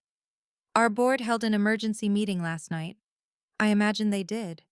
"They believe your company intentionally withheld critical production information." I looked at him calmly. "My company." He gave a weak smile. "Old habit." He sighed. "They're preparing legal action." I had expected those words. Oddly enough, they didn't frighten me. "Against whom?" "You." I quietly folded my hands. "For what exactly?" "They claim the written recipe you licensed was incomplete." "I didn't license anything." He nodded. "I know." "They believe you deliberately concealed essential information." "I concealed nothing." "They disagree." "I expected they would." Charles sat down heavily. "I told them exactly what you told me." "What was that?" "That experience cannot be purchased. And they don't believe it." I smiled sadly. "Neither did you." "No." He looked down. "I didn't." Silence filled the room. Finally, he reached into his briefcase and removed several documents. "They want you to sign a consulting agreement." I didn't touch the papers. "What does it say?" "They'll pay whatever amount you request." Money again. Always money. They still don't understand. They're desperate. I know. They're losing millions. "I'm sorry." He looked surprised. "You are." "I don't enjoy watching anyone fail. Even after everything." Especially after everything. Charles slowly nodded. I suppose that's why people love you. I smiled faintly. I hope they love breakfast more. For the first time in weeks, he laughed, only for a second. Then the laughter disappeared. If you refuse, I will. They'll move forward with litigation. I understand. He carefully placed the unsigned contract back into his briefcase. I wish things had happened differently. So do I. Before leaving, he paused at the office door. For what it's worth. I looked up. I don't think you did anything wrong. He walked out without waiting for an answer. As soon as he left, Linda hurried across the street. They brought lawyers. I noticed. What did they want? To buy something else. And I still don't have it for sale. She smiled proudly. That's the Odessa Whitfield I know. By early afternoon, Garrett arrived. He didn't bother sitting down. He walked straight into the kitchen. I heard Charles came. He did. He told me. I continued brushing melted butter across fresh biscuits. They're suing. They're considering it. They've already blamed me. I looked toward him. What happened? They terminated my consulting agreement. I'm sorry. They said I misrepresented the recipe. You didn't. I know. They don't care. His voice sounded hollow. My security badge stopped working this morning. I finally set pastry brush aside. Sit down. He obeyed without arguing. For several moments, neither of us spoke. Then he quietly asked, Do you hate me? The question broke something inside me. No. You should. I don't. I betrayed you. Yes. I lied. Yes. I used your trust. Yes. His eyes filled with tears. Then why don't you hate me? I pulled up the chair across from him. Because I remember the little boy who used to wake up before school just to help his father crack eggs. He lowered his head. I remember the teenager who stayed beside Samuel's hospital bed every night after football practice. His shoulders trembled. I remember the young man who worked 2 summer jobs so we wouldn't have to borrow money for college. A tear landed on the kitchen floor. That boy still exists. He shook his head. I don't know anymore. I do. You can't. I've known you longer than you've known yourself. He looked up. I became someone Dad would have been ashamed of. I took a slow breath. No. What? You became someone who forgot what mattered. There's a difference. He wiped his face. Can you ever trust me again? I answered honestly. I don't know. The truth hurt both of us. But I hope one day I can. He nodded. I'll spend the rest of my life earning that. I believe you.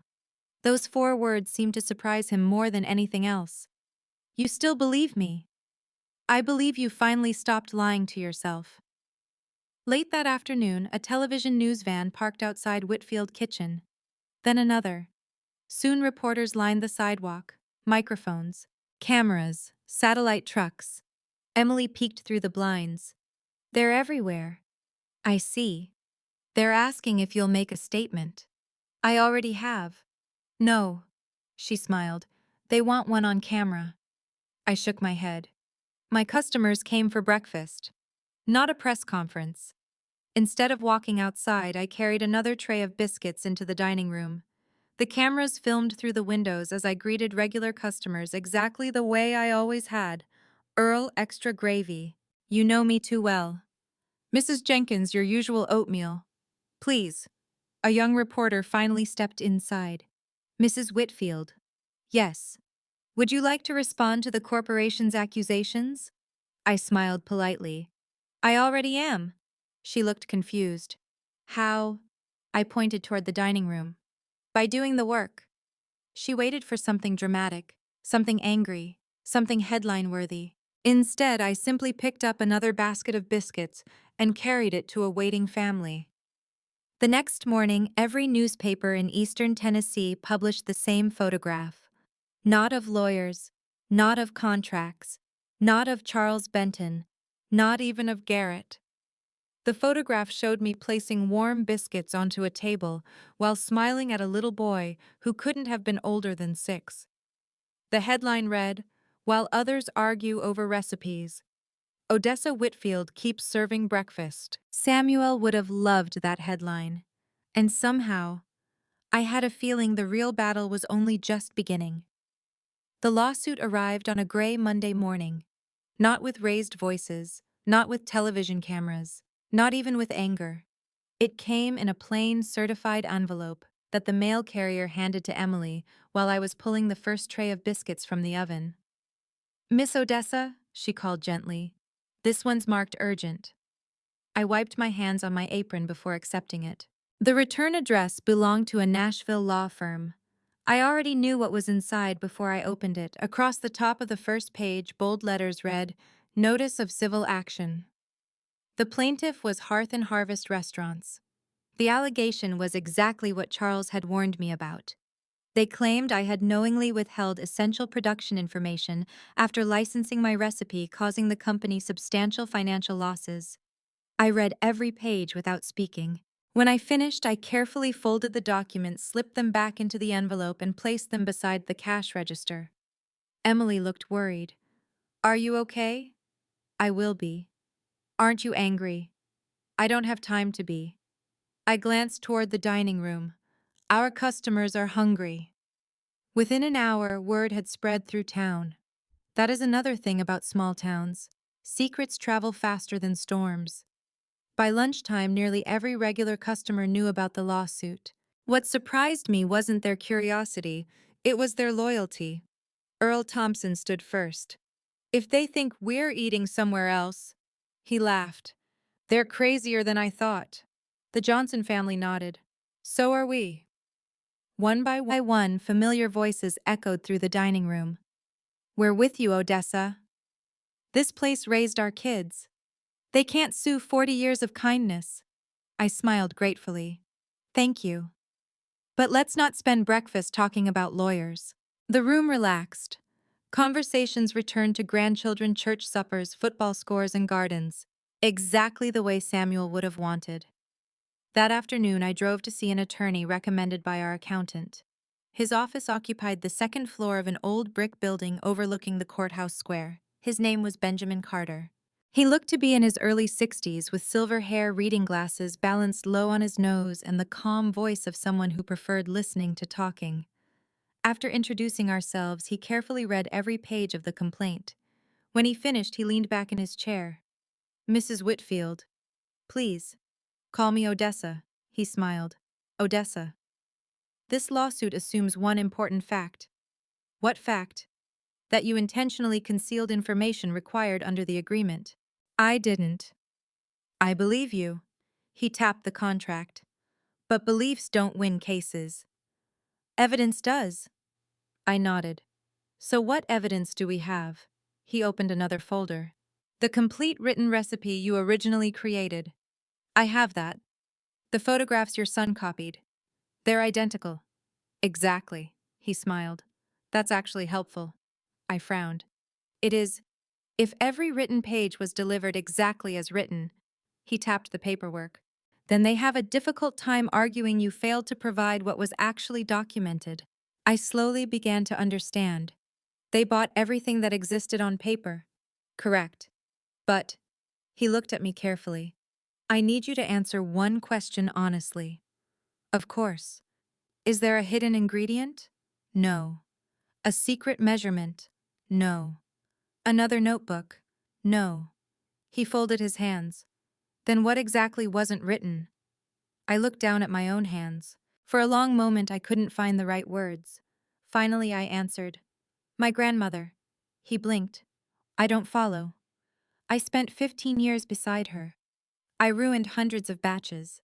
I learned during dry summers. I learned during humid winters. I learned by watching. I learned by failing." Benjamin smiled slowly. "Now I understand." He closed the file. "They're trying to own experience. They can't." "No." He nodded. "They absolutely cannot." For the first time since opening the envelope, I felt something close to peace. The following week, both sides entered the discovery process.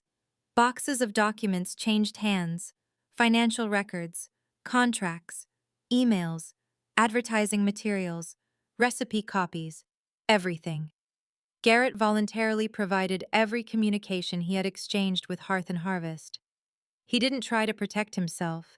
He didn't hide behind lawyers. He simply told the truth. One afternoon, he stopped by my house carrying another cardboard box. I found these. Inside were dozens of old photographs. Samuel repairing the diner roof. Me kneading dough beside Grandma Louise. Garrett at 12 years old wearing an apron far too large for him. I thought your lawyer might need them. I smiled. Thank you. He hesitated. Mom. Yes. I've been reading all the contracts. And I finally realized something. What? They never purchased you. No. They only purchased words. That's right. He nodded quietly. I didn't understand the difference. I know. He looked around my living room. The old grandfather clock ticked steadily. Samuel's favorite fishing hat still hung near the back door. Nothing had changed. Except us. I'm meeting with Hearth and Harvest again tomorrow. I looked surprised. I thought they fired you. They did. So why meet? They want me to testify. Against me. They want me to say you intentionally deceived everyone. I remained silent. He lowered his eyes. I won't. I know. He looked up quickly. You do? I do. How? Because you finally remembered whose son you are? His eyes filled again. I almost forgot. But you didn't. He left shortly afterward. The next morning, Benjamin called. They've scheduled depositions. I expected that. When? Next Tuesday. All right. They'll ask difficult questions. I'll answer honestly. And remember, his voice softened. Don't try to sound clever. I won't. Truth rarely needs decoration. Tuesday arrived sooner than I wanted. The conference room felt cold despite the summer heat outside. Lawyers lined both sides of a polished wooden table. Court reporters prepared their equipment. Charles Benton sat quietly near the far wall. He looked uncomfortable, almost embarrassed. The opposing attorney introduced himself politely before beginning. Mrs. Whitfield. Did you create the biscuit recipe in question? Yes. Did you provide a written copy? Yes. Was every written page delivered? Yes. Did you intentionally leave out information? No. He lifted one of the copied recipe pages. Then why can't our client reproduce your product? I smiled gently. Because you asked the wrong question. He frowned. What do you mean? The question isn't why you can't. The question is why you believed reading could replace living. Several attorneys exchanged glances. The lawyer continued. So you're admitting additional knowledge exists? Of course. Where is it documented? It isn't. Why not? Because it can't be. He leaned forward. Mrs. Whitfield. Please answer directly. I am. No. I need to know exactly what this missing information is. I folded my hands together. My grandmother died 15 years ago. The room became silent. What does that have to do with the recipe? Everything. I don't understand. I know. I smiled kindly. That's exactly why your clients failed. Across the room, I noticed Charles slowly close his eyes. Not in frustration, in recognition. For the first time, I believed he truly understood what he had purchased. Not a lie, not a fraud, simply an incomplete understanding of what tradition actually is. The deposition continued for another 3 hours. By the time I walked outside into the afternoon sunshine, Benjamin turned toward me with the first genuine smile I'd seen from him. You did well. I only answered honestly. Exactly, he nodded. And sometimes, he looked toward the courthouse. Honesty becomes the strongest evidence of all. As we walked down the courthouse steps together, I noticed Garrett standing quietly across the street. He hadn't come inside.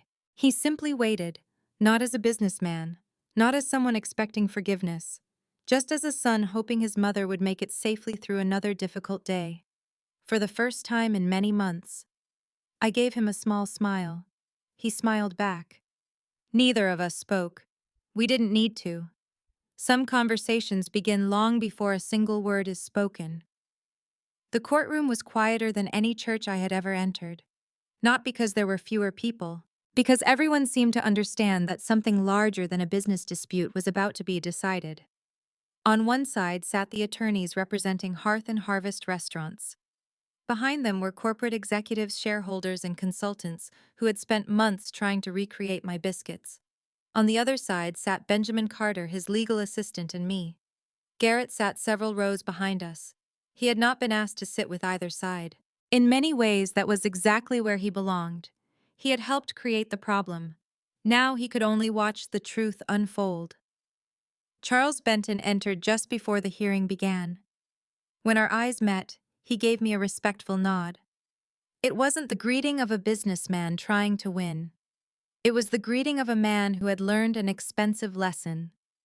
At precisely 9 o'clock, Judge Margaret Ellis entered the courtroom.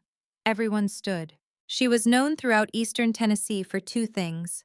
She disliked unnecessary drama, and she disliked dishonesty even more. After reviewing several preliminary motions, she turned toward the attorneys representing Hearth and Harvest. "Counselor," she said calmly, "you may proceed." The lead attorney stood. "Your Honor, our client purchased what was represented as the complete Whitfield biscuit recipe." He held up a binder. "Mrs. Odessa Whitfield knowingly failed to disclose an essential production method, causing significant financial damages." Judge Ellis looked toward Benjamin. Response. Benjamin stood without rushing. "Your Honor, every written page Mrs. Whitfield possessed was delivered exactly as written." He placed the original notebook into evidence. "The opposing party purchased a written recipe." He paused. "They did not purchase 40 years of experience." Several jurors exchanged glances. The attorney immediately objected. "Experience cannot excuse withholding material information." Judge Ellis looked toward me. "Mrs. Whitfield, please take the stand." I walked slowly toward the witness chair. My knees weren't as steady as they had been 20 years earlier, but my heart felt surprisingly calm. After taking the oath, I settled into the chair. The attorney approached. "Mrs. Whitfield, how long have you been baking these biscuits?" "Since I was 19, so nearly 5 decades." "Yes." "You created the written recipe." "My grandmother did." "And you inherited it." "I did." He held up enlarged copies of the recipe pages. "Are these complete reproductions?" "Yes." "Every page." "Every page." "No missing pages?" "None." "No hidden notebook?" "No." "No coded instructions?" "No." He smiled slightly. "Then perhaps you can explain something to the court." "I'll try." He placed a tray on the evidence table. Inside were 2 biscuits. One had been baked that morning in Whitfield kitchen. The other had been prepared by Hearth and Harvest Research Kitchen using my written recipe. "They appear almost identical." "They do. Our experts confirm the ingredients match." "I believe them." "The baking temperature matches." "Very well." "The baking time matches." "I'm sure it does." "The measurements match." "Yes." He folded his arms. "Then why are they different?" The courtroom became completely silent. Every eye turned toward me. I looked at the 2 biscuits for several moments before answering. "They're different because one was made from instructions, and the other, from understanding." The attorney smiled politely. "Respectfully, Mrs. Whitfield, that isn't a technical answer." "No, it isn't." "I'll ask differently. What specific instruction was omitted?" "None." "What specific technique?" "I wrote every technique I could." "You could—" "Yes." "So there are techniques you couldn't write." I nodded. "Many." He raised an eyebrow. "Please explain." I looked toward Judge Ellis. She nodded for me to continue. "When I was 19, my grandmother handed me that notebook." I pointed toward the evidence table. "She told me everything important was written inside." I smiled softly. Then she touched my hands and said the most important part wasn't. The attorney interrupted. "Your Honor, we're asking about baking, not family stories." Judge Ellis looked directly at him. "I'll decide what is relevant." Mrs. Whitfield, continue." I nodded gratefully. My grandmother never taught me by giving speeches. She taught me by standing beside me. For years, I ruined dough. I overmixed it. I undermixed it. I baked biscuits that were dry. Others collapsed. Some never rose. A few quiet chuckles echoed through the courtroom. I failed hundreds of times. I smiled. Eventually, I stopped looking at recipes. I started paying attention. The attorney stepped closer. To what? The flour, the weather, the humidity, the temperature, the bowl, the feel. He looked puzzled. The feel? Yes. I reached toward the evidence table. May I? Judge Ellis nodded. The bailiff handed me a small bowl of prepared dough that had been brought for demonstration. I rested my fingertips lightly against it. This dough is too tight. The attorney looked surprised. You can tell that, yes, without measuring my yes. One of Hearth and Harvest's food scientists shook his head slightly. The judge noticed. Does your witness disagree? The scientist reluctantly stood. Our laboratory instruments indicate the dough is within acceptable specifications. I smiled kindly. I'm sure they do. Judge Ellis leaned forward. What happens if it's baked? It'll produce a decent biscuit, I answered, but not a memorable one. The attorney crossed his arms. So your method depends entirely on intuition? No. It depends on observation. Observation developed through thousands of mornings. Benjamin stood. Your Honor, with permission. Judge Ellis nodded. He approached the witness stand carrying another bowl. This dough was prepared 30 minutes ago. I touched it. Different flour. Benjamin smiled. Correct. Several jurors leaned forward. I looked toward them. The recipe didn't change. The flour did. So my hands must. The attorney objected again. This is subjective. Judge Ellis looked toward the expert witness from Hearth and Harvest. Can your machines account for changing moisture levels inside different flour shipments? The scientist hesitated. Not automatically. Can they adjust in real time based entirely on touch? No. The courtroom remained silent. Judge Ellis turned back toward me. Mrs. Whitfield, if another person stood beside you every morning for 10 years, could they learn? Oh, yes. So the knowledge can be transferred? Absolutely. By writing? No. By buying? No. By experience? I smiled. Exactly. The judge slowly nodded. The attorney looked frustrated. So you're saying your client sold something impossible to duplicate? I gently corrected him. No. My son sold words. He accidentally promised wisdom. The sentence hung in the courtroom. No one spoke. Even the court reporter paused for the briefest moment before continuing to type. Across the room, I saw Garrett lower his head. Tears filled his eyes. Not because he had lost his job, not because he had lost money, because he finally understood the true weight of what he had tried to sell. Judge Ellis adjusted her glasses. Mrs. Whitfield. One final question. Yes, Your Honor. If your son had simply asked to learn. I looked toward Garrett. Our eyes met across the courtroom. Then I smiled. I would have started teaching him the very next morning. Silence settled over the room once more. Not the silence of confusion, the silence of understanding. For the first time since this case began, no one was arguing about recipes anymore. They were talking about inheritance. And those are two very different things. Yes. No trial. No trial. I leaned against the old wooden counter and closed my eyes. The kitchen suddenly felt quieter. For months, every day had carried another letter, another meeting, another interview, another rumor. The possibility of simply returning to ordinary life almost felt unfamiliar. What are the terms? Benjamin cleared his throat. Hearth and Harvest will permanently stop using your name, image, and family story in all advertising. I nodded. They'll return every trademark registration connected to Whitfield Kitchen. Another nod. They'll publicly acknowledge that your written recipe was delivered exactly as agreed. I let out a slow breath. And they'll dismiss every claim against you with prejudice. I smiled. So they can't file the same lawsuit again. Exactly. He paused. There is one more condition. What is it? They'd like both parties to issue a joint statement avoiding further public criticism. I laughed softly. Benjamin. Yes. I've never criticized them publicly. I know. Then I suppose that won't be difficult. After hanging up, I remained standing in the kitchen for several moments. Sunlight filtered through the front windows. Dust floated lazily through the warm morning air. The old radio quietly played a country song Samuel used to love. For the first time in months, I felt something I hadn't realized I'd been missing. Relief. Not victory. Relief. There is a difference.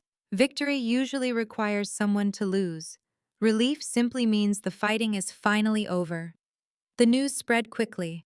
By lunchtime, reporters once again filled the sidewalk outside Whitfield Kitchen. This time I didn't avoid them completely. I stepped onto the front porch after the breakfast rush ended. Cameras immediately pointed toward me. One reporter spoke first. "Mrs. Whitfield, how does it feel to win?" I smiled gently. "I don't think anyone won." Another reporter asked, "Do you feel vindicated?" "I feel grateful." "For what?" "That the truth didn't require me to become someone I'm not." A younger journalist raised his hand. "Do you resent Hearth and Harvest?" "No." "What about Charles Benton?" I shook my head. "I believe he made a costly mistake." "People are more than their worst mistakes." Another microphone appeared. "What about your son?" The question hung in the air. Everyone waited. Every camera focused on my face. I answered carefully. "My son made a decision that hurt many people. He's living with those consequences. I don't need to add more punishment." That became the headline the next morning. "I don't need to add more punishment," says Tennessee diner owner about her son. Meanwhile, Garrett disappeared. For nearly 2 weeks I didn't see him. He stopped coming to the diner. He didn't answer many phone calls. Even Linda hadn't heard from him. Part of me worried. Another part believed he needed time.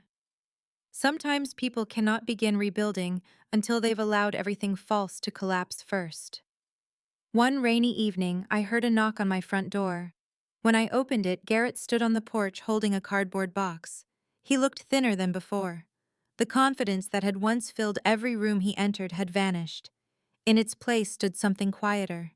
Humility. "Can I come in?" "Of course." He stepped inside.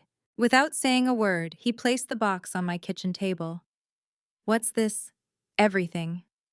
I looked inside.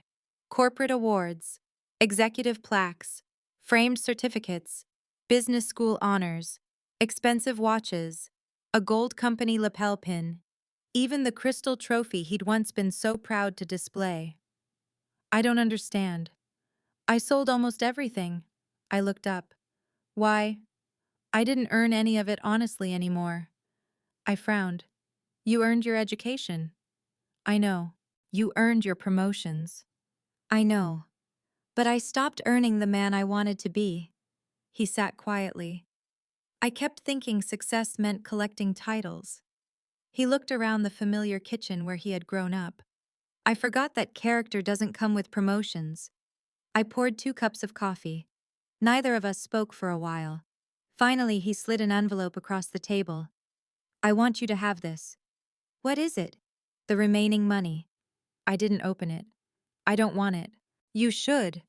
"No. It's yours. It came from your recipe. It came from my mistake." I gently pushed the envelope back toward him. "Then use it to repair your life." "I don't deserve it." "No. You deserve the chance to become better." He lowered his eyes. "I don't know where to start." Before I could answer, another knock came at the door. It was Vanessa. She stood outside with 2 suitcases beside her car. Her expression was cold, not angry, simply finished. "I'll be quick." Neither Garrett nor I spoke. She looked directly at him. "The divorce papers will be filed next week." He nodded once. "I understand. You chose this." "I know. I wanted success." She laughed bitterly. "So did I." Her eyes briefly met mine. I suppose neither of us understood what success actually looked like. Then she walked away. No screaming, no insults, no dramatic confrontation. Just two people whose marriage had been built on ambition, watching it quietly fall apart. Garrett stood at the window until her car disappeared down the road. I failed at everything. I walked beside him. No. He looked at me. You failed at remembering what mattered. That's different. He shook his head. It doesn't feel different. No, it rarely does. The next morning, Charles Benton arrived one final time. This visit felt completely unlike the others. I wore blue jeans instead of a tailored suit. No assistants, no lawyers, no executives, just Charles. He ordered breakfast like everyone else. When I carried his plate to the booth, he stood. I owe you something. You don't owe me breakfast. He smiled. I owe you respect. He reached into his jacket and handed me a small wooden frame. Inside was the original newspaper advertisement announcing the launch of my biscuits. Across the glass, someone had written in black ink, "Some things must remain in the hands that created them." Charles smiled sadly. I'm closing the project. I heard. We tried everything. I know. I've finally accepted that not every beautiful thing is meant to become a chain. I looked around Whitfield Kitchen. Customers laughed over coffee. Emily greeted another family by name. The old grandfather clock chimed softly in the corner. This place, Charles said quietly, was never a product. No, it was a promise, he nodded, and I confused the two. As he left, Garrett quietly watched from the kitchen doorway. He looked at me. I think I finally understand what you inherited from Grandma. I smiled. No. He looked puzzled. Not yet. He waited. You've only just begun. And for the first time since this story began, I believed he truly had. Outside, the lights of Whitfield Kitchen reflected softly against the quiet Tennessee street. Inside, my son stood beside me, not as an executive, not as a businessman, but as an apprentice willing to begin again. And sometimes, beginning again is the bravest thing a person can ever do. Spring arrived quietly in Greene County. The dogwood trees outside Whitfield Kitchen bloomed almost overnight, and the first warm breeze carried the familiar scent of fresh-cut grass through the open kitchen window. Every year the seasons changed, but inside the diner the rhythm remained comfortingly familiar. The bell over the front door rang. Coffee brewed before sunrise. The old radio played country classics.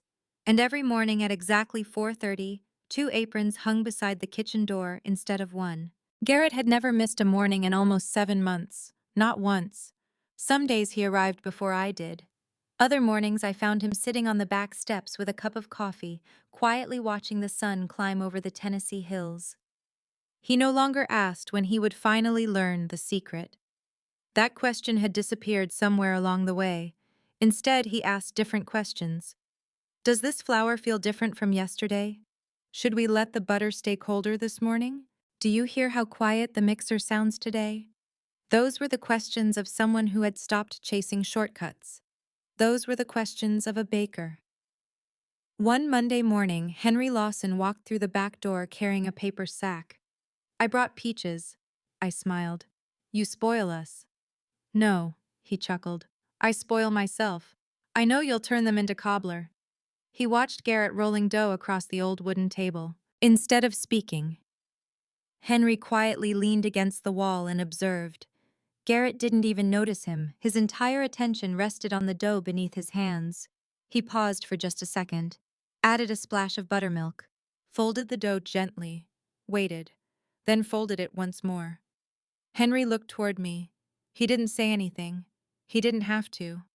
I saw the same small smile spreading across his face that I felt inside my own heart. After breakfast service ended, Henry finally walked over. Mind if I ask you something, son? Garrett wiped flour from his hands. Of course. Henry pointed toward the dough. Why'd you add more buttermilk? Garrett thought for a moment. The flour felt thirsty. Henry raised one eyebrow. And how'd you know that? Garrett smiled. I don't really know. I just... He searched for the words. Felt it. Henry laughed so loudly that Emily peeked out from the dining room. There it is. Garrett looked confused. What? Henry gently patted him on the shoulder. Now you're finally listening. That afternoon, after everyone had gone home, I sat alone in my office looking through an old photo album. Samuel smiled back at me from nearly every page, standing beside the diner on opening day, holding a fishing pole almost taller than Garrett, laughing while flour covered his face after one particularly disastrous morning in the kitchen. Sometimes grief becomes quieter. It never truly leaves. It simply learns to sit beside gratitude. I traced one photograph with my fingertips. Samuel stood beside me, his arm around my shoulders, while 6-year-old Garrett proudly held a tray of slightly burned biscuits. On the back of the photograph, Samuel had written in his careful handwriting, "One day he'll understand that this place isn't ours. We're only borrowing it from the next generation." Tears filled my eyes. He had been right. The diner had never belonged to me. I had only been its caretaker. The question had never been whether Garrett would inherit Whitfield Kitchen. The question had always been whether he would become the kind of man worthy of receiving it. The answer came sooner than I expected. The following Saturday brought our biggest breakfast crowd of the year. A local charity bicycle ride had brought hundreds of visitors into town. Every booth was full. The waiting list stretched out the front door. Emily hurried between tables. Linda volunteered to refill coffee. Even Earl helped carry plates. The kitchen buzzed with organized chaos. Then something happened. A delivery truck broke down on the highway. Half our usual flour shipment never arrived. Emily looked panicked. "We're going to run out." I counted the remaining bags. She was right. Normally I would have worried. Instead, I looked at Garrett. "What do you think?" I didn't answer immediately. He walked over to the remaining flour, opened one bag, rubbed it gently between his fingers, then looked outside at the warm, humid morning. Finally, he smiled. "We'll be all right." "How?" "We'll make slightly smaller biscuits." Emily looked horrified. "But people will notice." Garrett shook his head. "No. They'll notice if they're hungry. They won't notice half an ounce." He reorganized every batch, adjusted every measurement, changed the timing just enough to stretch our supply without sacrificing quality. By 2 o'clock, the last customer left smiling. We never ran out. We never disappointed anyone. As Emily locked the front door, she laughed. "I would have panicked." Garrett grinned. "I almost did." That evening, after the kitchen had been cleaned and every chair placed upside down on the tables, I opened the oven one final time. Inside sat one last tray of biscuits. "I want you to do something." Garrett looked toward me. "What?" "Serve me." He laughed. "Really? I'm your customer." He carefully placed one biscuit onto a plate, added a small spoonful of homemade blackberry preserves, then carried it to my usual booth. I sat down. For the first time in decades, someone else had prepared my breakfast. He looked almost as nervous as he had the morning he first picked up a broom. I broke the biscuit open. Steam rose slowly. Butter melted into the center. Everything looked exactly right. I took one bite, then another. I didn't speak immediately. Garrett waited. Emily waited. Linda, who had stopped by after closing, quietly waited too. Finally, I smiled. Not because the biscuit was identical to mine. It wasn't. It was his. But hidden inside that warm, flaky biscuit was something I hadn't tasted since my grandmother's kitchen. Patience, respect, care, love. I looked up at my son. "When did you figure it out?" He smiled softly. "I don't think I did." "What do you mean?" "I stopped trying to make your biscuits." He glanced around the quiet diner. "I started trying to become the kind of person Grandma Louise would have wanted baking beside her." A tear slipped down my cheek before I could stop it. I reached across the table and took his hand. "You know what your grandfather used to tell me?" He shook his head. He'd say, "A family recipe isn't a list of ingredients. It's a promise. A promise that every generation will leave the next one better than they found it." Garrett squeezed my hand. "I broke that promise. For a little while. You kept it in the end." Several months later, we placed a small wooden sign near the entrance of Whitfield Kitchen. Customers often stopped to read it before sitting down. It simply said, "No franchises, no shortcuts. Just neighbors feeding neighbors since 1982. People smiled when they saw it. Some even took photographs. Soon afterward, local schools began asking whether we could teach traditional baking classes. Church youth groups joined.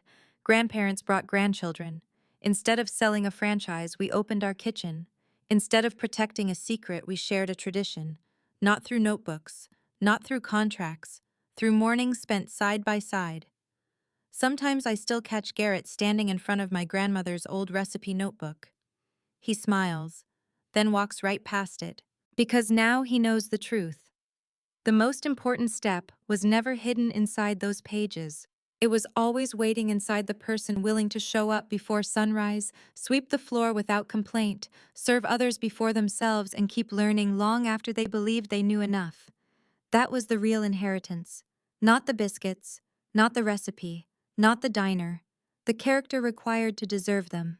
And every morning, as the first warm biscuits came out of the oven and the front bell welcomed another neighbor inside, I silently thanked my grandmother for teaching me something no corporation could ever buy. Some things can be copied, some things can be sold. But the greatest family treasures are passed from one pair of hands to another, never through paper, always through love.